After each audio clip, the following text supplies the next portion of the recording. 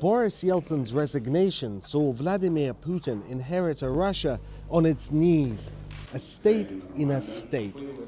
You name it, from shocking poverty and internal wars to terrorism. So the largely unknown Putin faced a daunting challenge. A former KGB agent was also a reformer in his native St. Petersburg, a combination of toughness and liberal-mindedness that seems to appeal to the Russian people. Putin quickly got down to business, starting with Chechnya.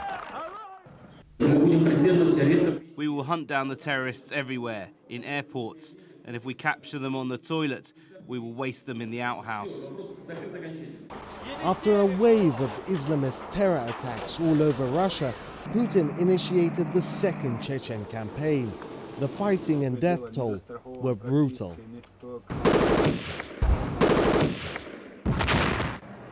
It was to be the new leader's first, but certainly not the last, run-in with the West, which condemned Russia's use of force. But the iron fist approach was winning Putin's support with the public at home. I can assure you that my actions will be guided only by the interests of the state. It was not to be smooth sailing, especially when it came to the oligarchs. Некоторые из них пришли ко мне в кабинет, в Белый дом. Some of them came into my office and they said to me, "Do you realize you will never be president?" And how did you deal with them? Using various means. And one by one the tycoons fell and their all-conquering power evaporated. The Kremlin was back in control and now building bridges. I looked the man in the eye. I found him to be very straightforward and trustworthy. We had a very good dialogue. I was able to get a sense of his soul. Souls aside, Putin's first term did not get any easier. Rescue efforts are underway in an attempt to save over 100 crew members believed to be trapped on board the stricken submarine. Tell me, what happened with the submarine? Она утонула. The sinking of the Kursk submarine proved trying for Putin. Not only was it a national humiliation, but it also sparked uproar at home. But with the ugly came the good. With the oligarchs gone, taxes began pouring into the state coffers. Russia's enormous debt was gradually reduced and the economy forged ahead, all helping to seal Putin's second term. 4 years on and Russia was a different country, but not all old problems had gone away. Islamist radicals held more than 1,000 people hostage, 800 of them children, in a 3-day-long siege. Almost 200 children died then. Security forces and Putin himself were often blamed for mishandling the rescue operation. The president's zero-tolerance approach to radicalism meant more state control, and the Western media cried foul. He's gained control of the parliament, both houses of the parliament. He's gained control of the political parties. He has suppressed civil society. Any civil society groups that don't completely toe his line are in trouble. Putin, however, was never much on isolationism, and even critics acknowledge he had a way with words. Zwei Kriege im Zuge eines Jahrhunderts. Soutenez s'il vous plaît le rêve olympique de millions de Russes. The cult of Putin even made it to print. I found my field.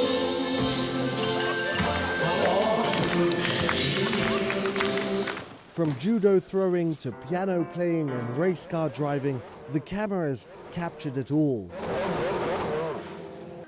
Barred constitutionally from running for a third consecutive term, in 2008 Putin set up his longtime friend Dmitry Medvedev as president. president or prime minister, Putin's gauntlet went on. In August of 2008, Georgian rocket artillery opened fire on the breakaway Republic of South Ossetia. The attack prompted a Russian military reaction. Tonight, Secretary of State Rice is calling on Russia to end its assault on the Republic of Georgia, now a U.S. ally. Georgia's president says Russia is attacking his country. The media's angle of Russia as the aggressor unraveled as the story unfolded. Before I say anything else, I just want to say that I was running from Georgian troops bombing our city, not Russian troops. I want to say thank you to the Russian troops that were helping us out. But the year was not yet over. The financial crisis of 2008 threatened a decade of economic ascent. Only a year ago, on this very stage, our American friends told us about the fundamental strength of the US dollar. Nevertheless, Russia slowly recovered. But as the middle class grew and grew, so did dissent, or anti-Putinism. Suspicion of fraud in parliamentary elections pushed thousands of Russians to protest, making Putin's third presidential victory all the more important and emotional. I promised you we would win, and we have won. But 2 months after, the protests came back and came to a head. That was the last of any major anti-government displays, but the state did ease certain electoral restrictions, and the statistics were on Putin's side. By 2013, Russia's economy had grown 10 times. National debt was down to one of the lowest levels in the developed world. Pensions and salaries were up almost by 1,500%. And how better to celebrate than with Olympic Games? Olympic Winter Games in 2014 are awarded to the city of Sochi.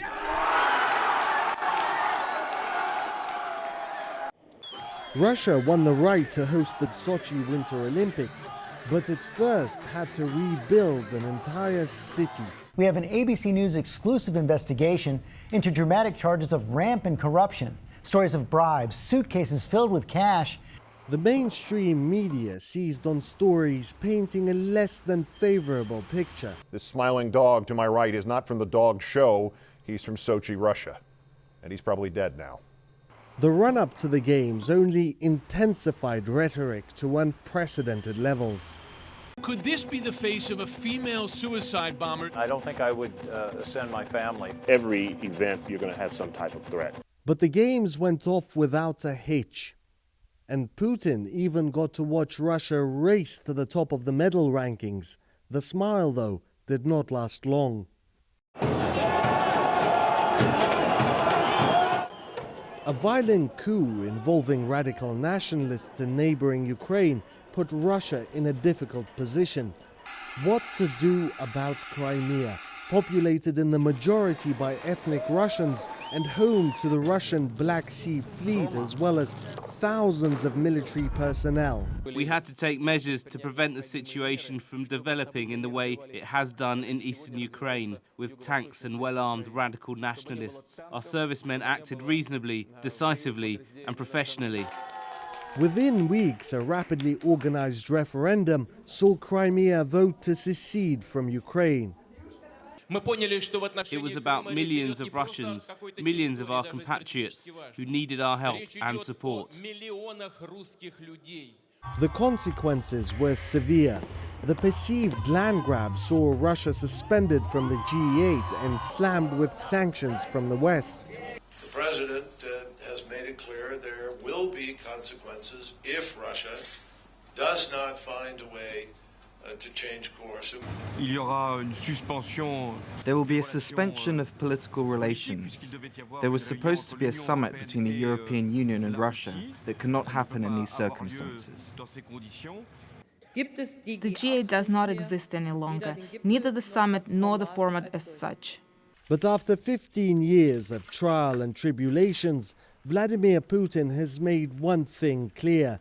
He'll take the challenge. Maybe our bear needs to sit quietly, eat his berries and honey. Maybe then he would just be left alone. But no, they'll always be trying to put him on a chain. And as soon as they do that, they'll pull out his teeth and claws. Morad Gazdiev, RT.